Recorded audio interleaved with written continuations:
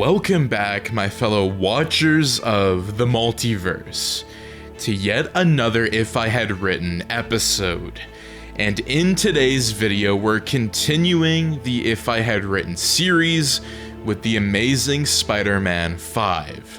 Now, we did do sequels for The Amazing Spider-Man 3, the Sinister Six spin-off film, and The Amazing Spider-Man 4, leading up to the spin-offs with The Amazing Spider-Man Maximum Carnage, that you guys can watch right here on the channel, so I would highly recommend that you look at the description down below and click those links so that you can see all the videos and catch up to date.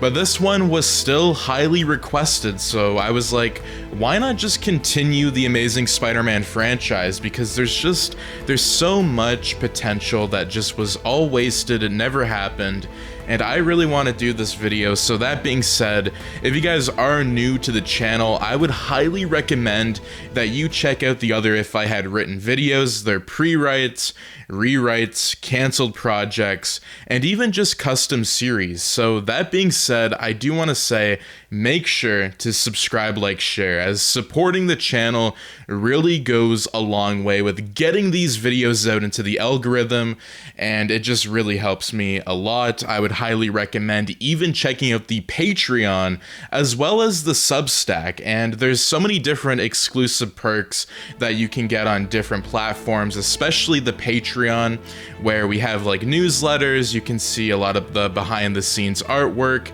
and we're even doing a motion comic book animation between The Amazing Spider-Man versus Venom, and that's something that will be coming out later this year, so that's going to be very interesting to see. And it's based off of the events of the Amazing Spider-Man 4 storyline that I wrote here on the channel, so that will be very interesting too.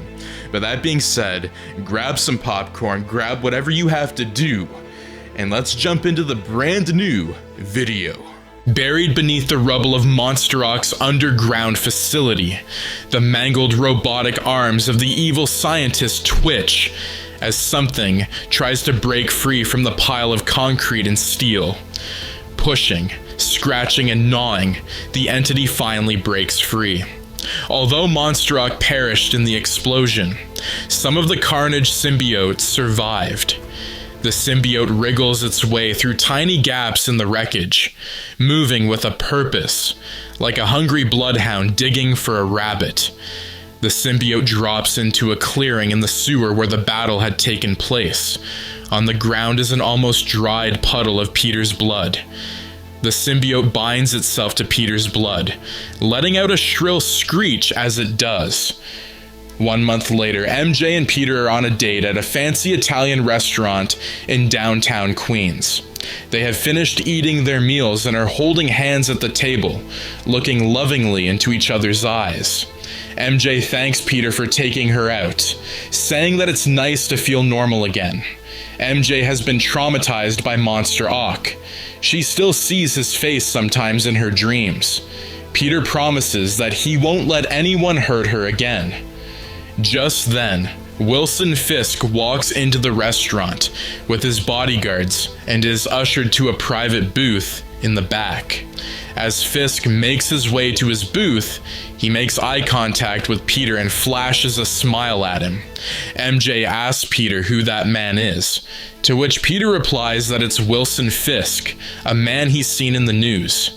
MJ wonders what Fisk's deal is, and Peter explains that Fisk is into property, having built towers all over the city. Their waiter brings dessert, and Peter and MJ soon forget about Fisk and his men as they tuck into their extravagant desserts, laughing and reminiscing about fond memories. They seem really happy together. Fisk then walks up to their table, surprising Peter, and hands him his business card. Fisk tells Peter that he's a big fan and offers him a job, should he ever tire of earning peanuts at the Bugle.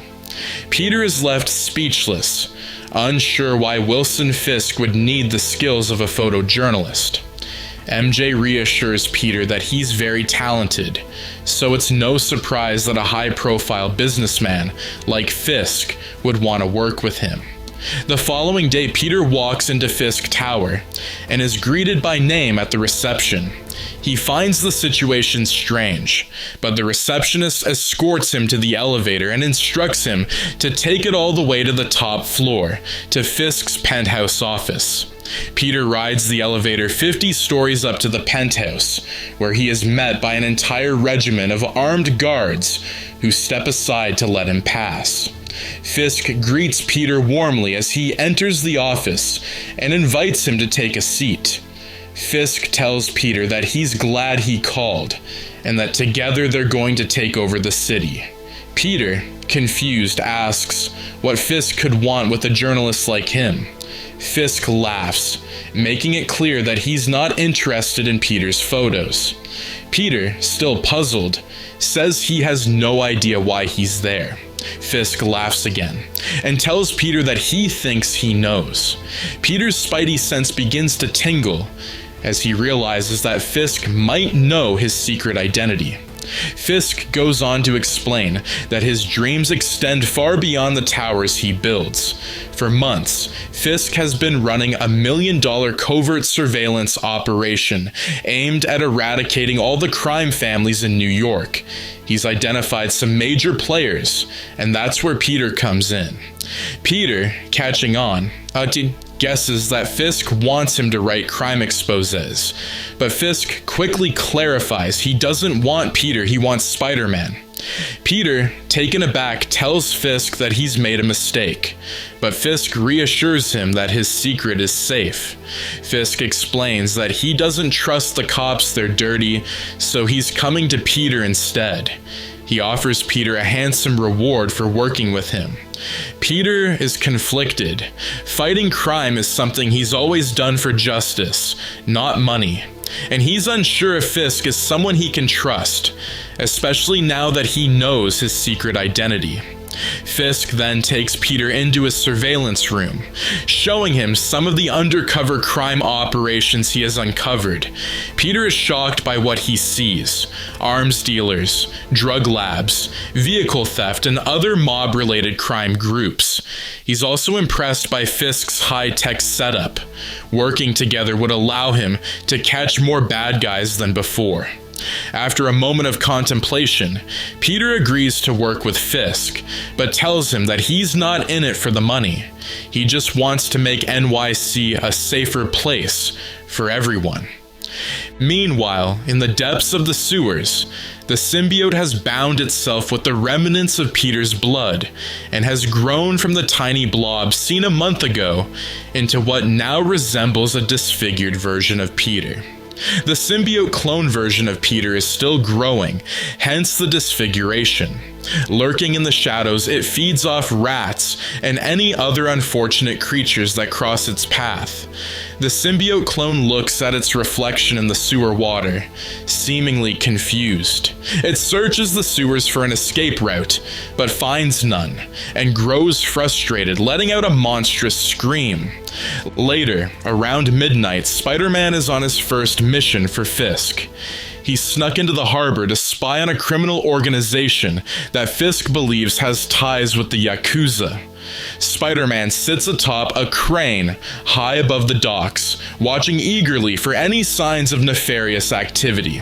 Soon, he spots a harbor worker opening a side gate for a convoy of 6 black SUVs. The convoy pulls up to the docks, and armed men tattooed from head to toe exit the vehicles and make their way into the container yard. They open a large red container, start removing wooden boxes from inside, and begin transporting them back to the vehicles. Realizing he needs to take a closer look, Spider-Man leaps off the crane and shoots a web back up to lower himself down to the container yard. He swings into the yard, landing on top of the container that the criminals are emptying. With a witty remark, he asks the men if they want to show him what's in the boxes. The gang of tattooed criminals immediately pull out their firearms and start firing at Spider-Man. He quickly realizes they're not interested in showing him anything. Spider-Man leaps from container to container, disarming one bad guy at a time with his web shooters. He jumps down to ground level and delivers a few bone-crushing strikes before webbing up the criminals who've tried to escape. After webbing up the last of the criminals for the police to find, Spider-Man counts 20, pleased with his night's work. Suddenly, Fisk arrives with his henchmen, who quickly start packing the wooden boxes into their own vehicles. Spider-Man, puzzled, asks Fisk if they shouldn't leave the boxes for the cops to deal with. Fisk assures him that he did well, and that he'll handle things from here. He explains that there's a mole in the NYPD, so they need to hide this product to keep it from falling into the wrong hands. Spider-Man, still curious, asks what's in the boxes, but Fisk tells him it's better that he doesn't know. The next day, Peter and MJ are enjoying a Sunday roast with Aunt May. Peter is distant, unable to stop thinking about the night before and the contents of those boxes. Why did Fisk take the boxes for himself? A mole in the NYPD wouldn't surprise him, but then why wouldn't Fisk get the FBI involved? It all seems a little weird to him. As he's deep in thought, Peter receives a notification from the bank on his phone. Plus $25,000 deposited into his account from Fisk Industries. Peter almost falls off his chair seeing such a large sum of money. Aunt May notices his reaction and asks if he's okay, to which Peter awkwardly replies that he's fine. MJ, however, isn't convinced and asks Peter why he's been acting strange all day.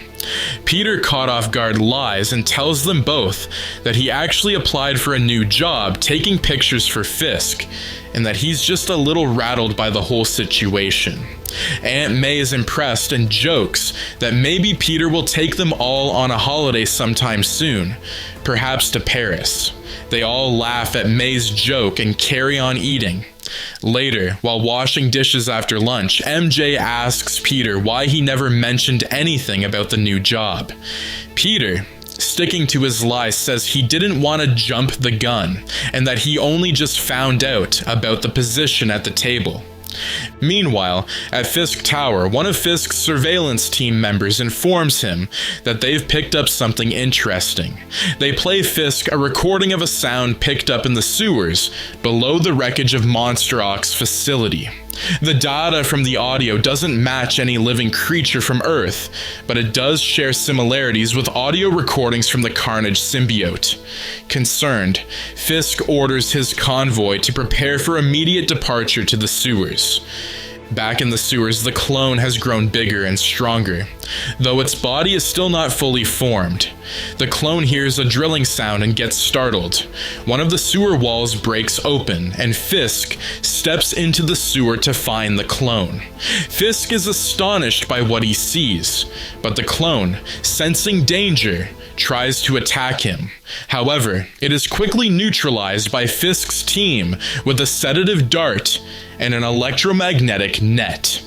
Fisk orders them to take the clone back to the tower.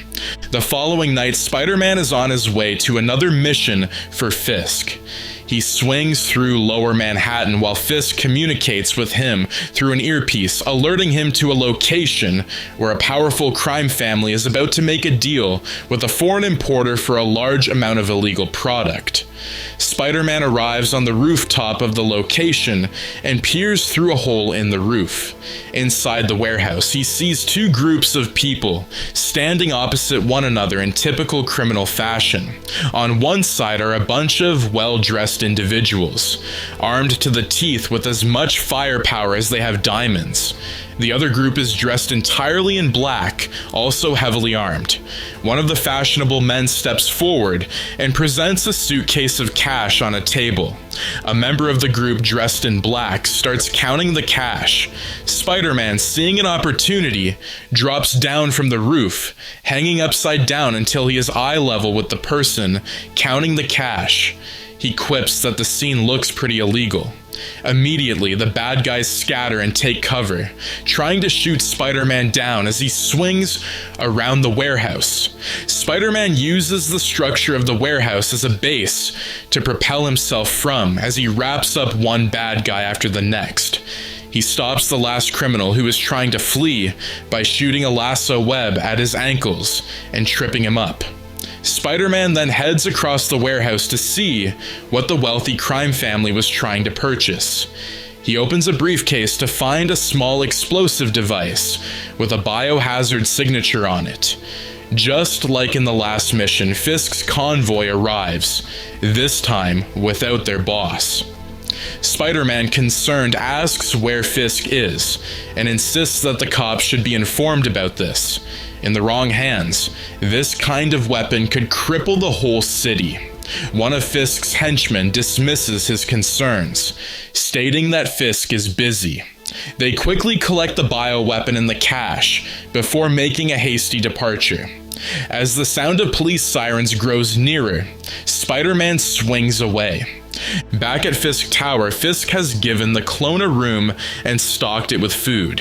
He watches the clone devouring the food through a one-way mirror with his best scientists. One of the scientists explains that not all of the Carnage symbiote was destroyed in the blast. Somehow it must have gotten hold of Parker's DNA and integrated it with its own. As a result, it's rebuilt itself entirely, though it's estimated to be no more than 2 months old.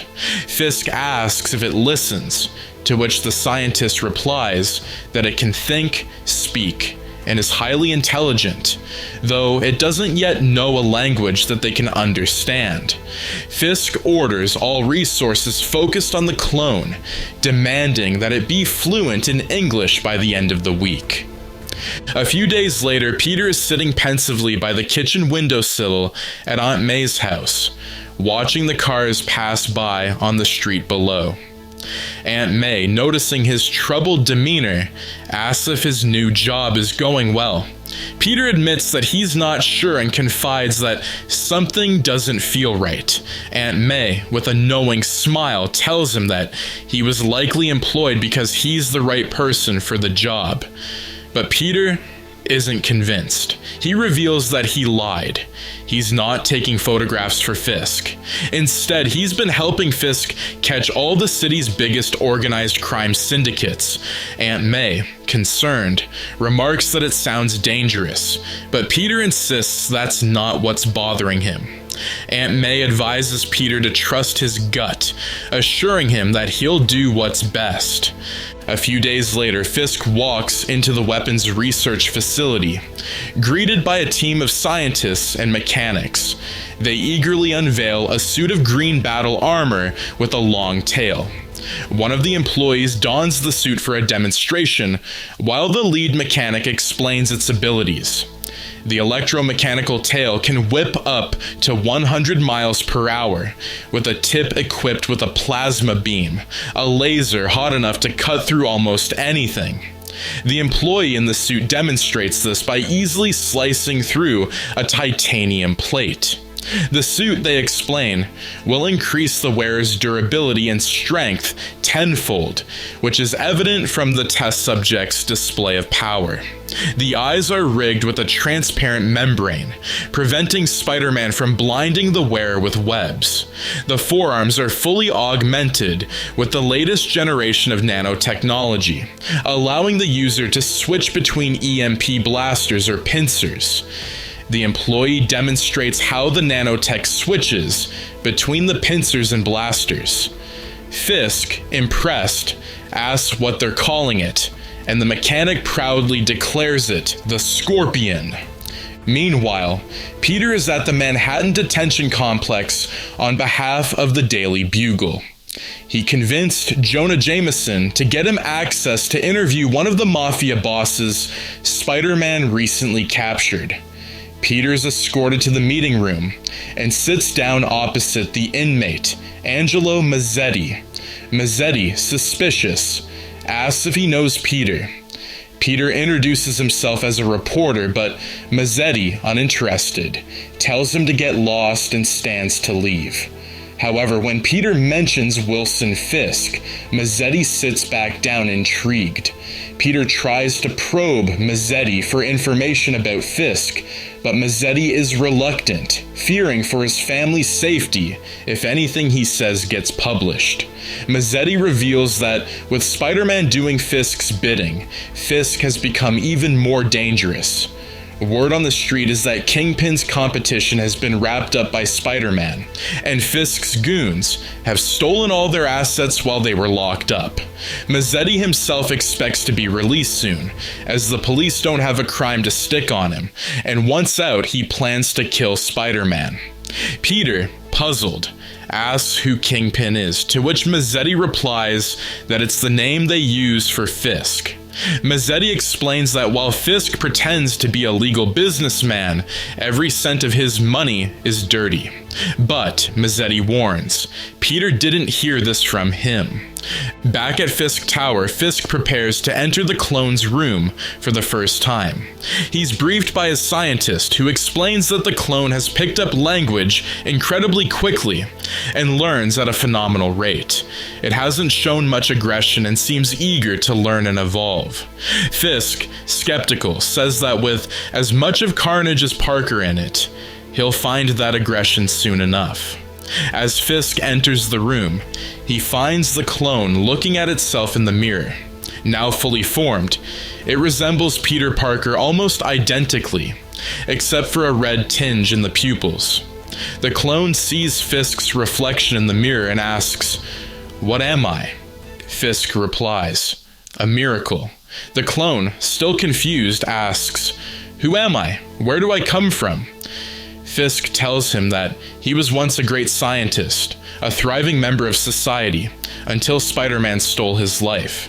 The clone, unfamiliar with the name, asks, "What is Spider-Man?" Fisk responds, "Your sworn enemy. I can help you defeat him, but I need your help in return." The clone, recalling how Fisk set him free and helped him grow, agrees to be at his service. Fisk then takes the clone to the weapons facility, where the clone gets into the Scorpion suit and undergoes combat training in a large chamber designed to withstand the suit's tail laser. The clone quickly masters the suit and all its functions, impressing Fisk with its rapid adaptation. Pleased with his new asset, Fisk asks the clone if it's ready for its first mission. That night, at a cash transit depot, all the bulletproof trucks carrying cash have checked in.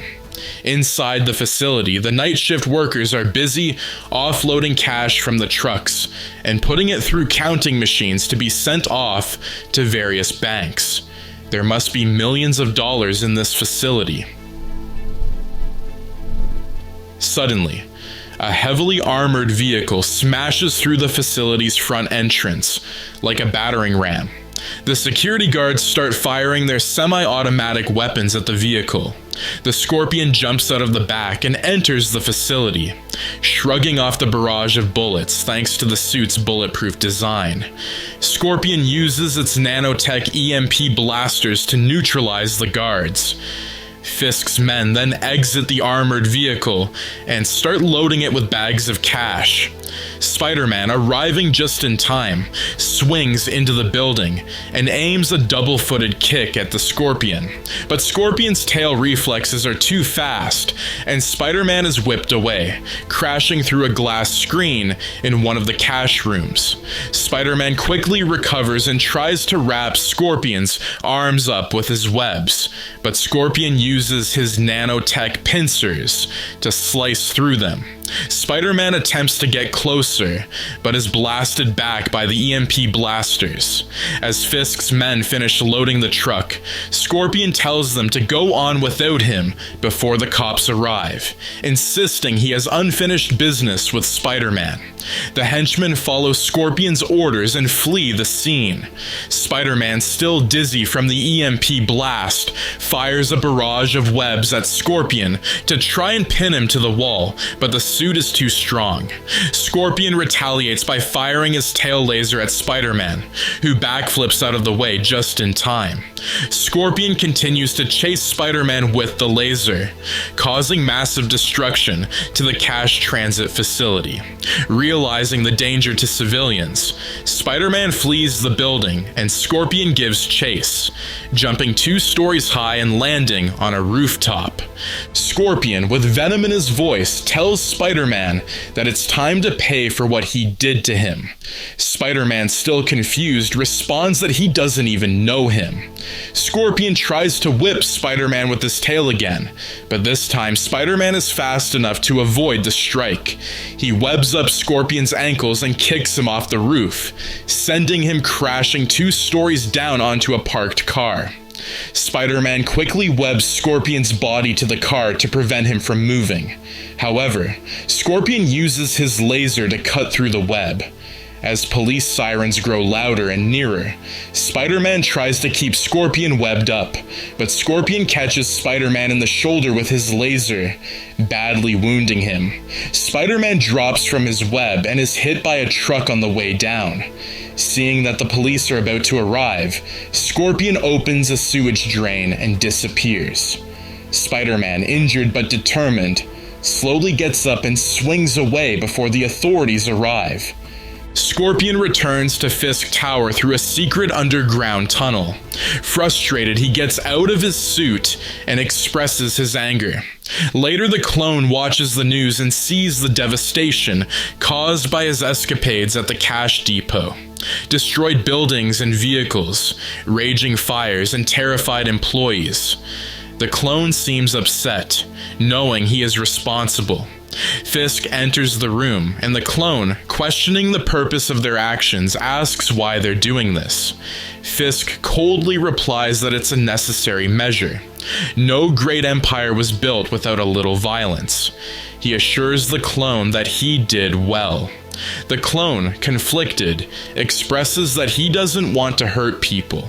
Fisk, however, reminds him that no one needs to get hurt, but that the clone will do as he's told, emphasizing that he saved the clone's life. Reluctantly, the clone agrees. At Manhattan Public Hospital, Peter is receiving stitches for the gash in his shoulder caused by Scorpion's laser. MJ is with him, concerned for his well-being.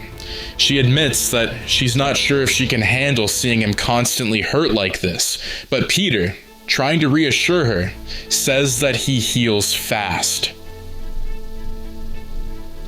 Just then, Peter receives a call from Wilson Fisk, who tells him that he has a new job for him. Peter, fed up, tells Fisk that he's done working for him, accusing him of using him to take out his competition. Peter reveals that he knows who Fisk really is, Kingpin.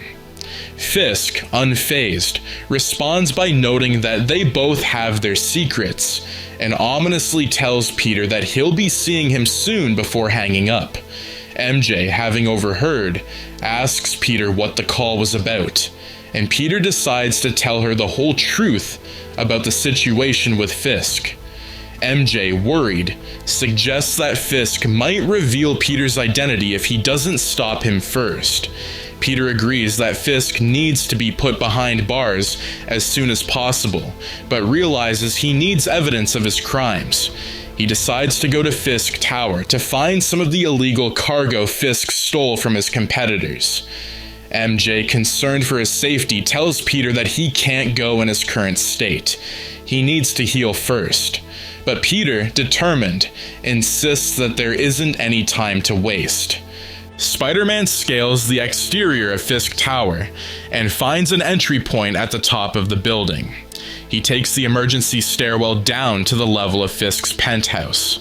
Carefully opening the emergency door, he slips out, only to find all of Fisk's bodyguards standing at the entry to the penthouse.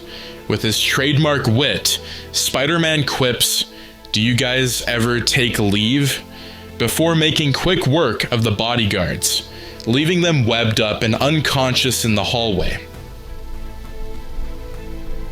Spider-Man enters the penthouse to find Fisk calmly sitting at his dining room table, drinking a glass of wine.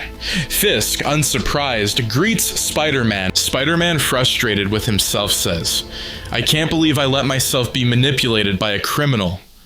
Fisk, "We had a good thing going, you and I."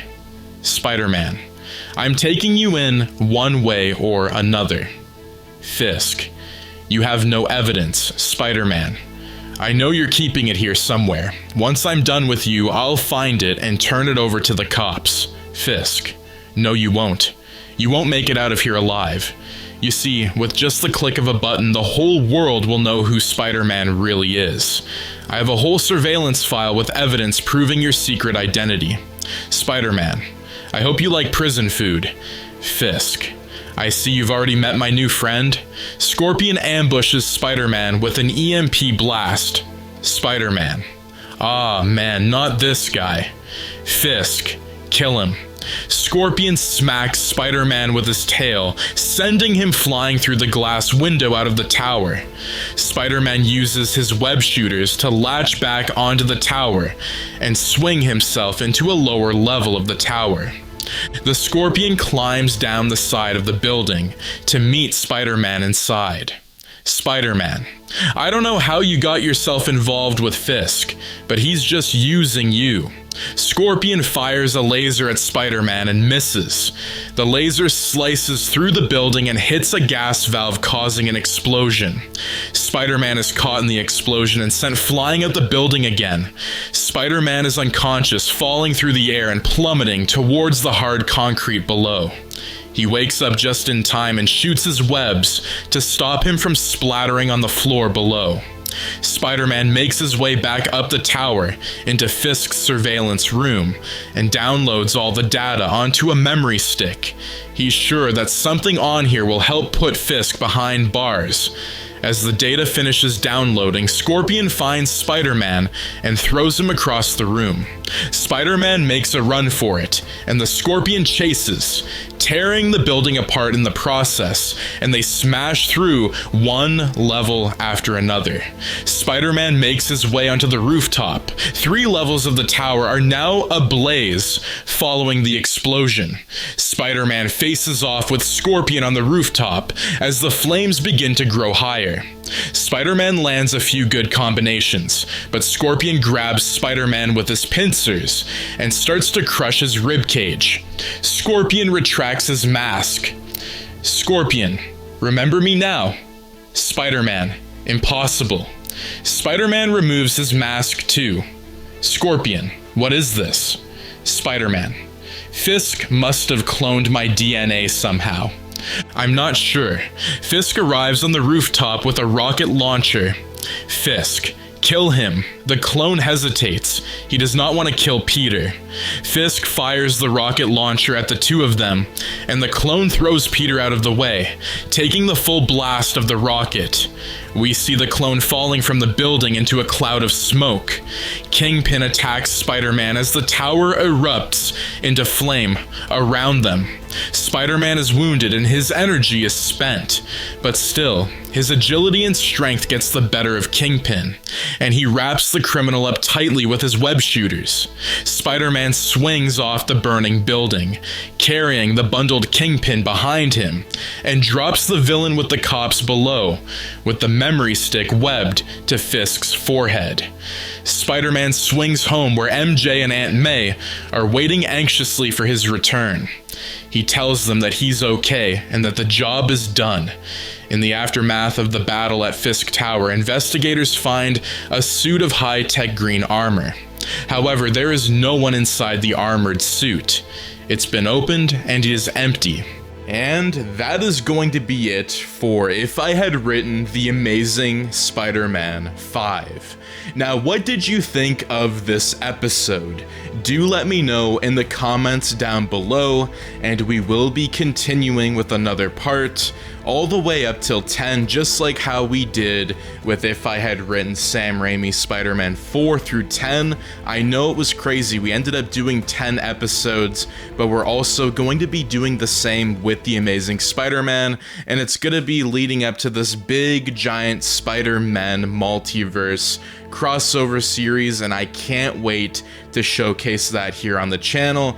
But again, that being said, if you guys are new around here, do make sure to subscribe, like, share, turn those notifications on so you and your friends are all up to date with the latest content. And I'll see you in the next video. Take care and have a wonderful day. Peace out.